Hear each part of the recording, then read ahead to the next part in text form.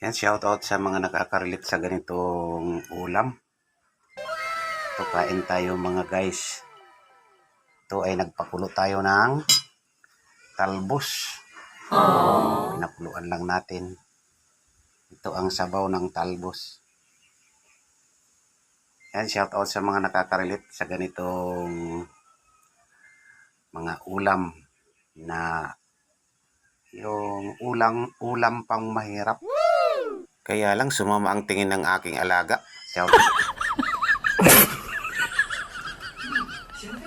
Sobra ang lungkot ng aking alaga. Hindi daw siya makakakain.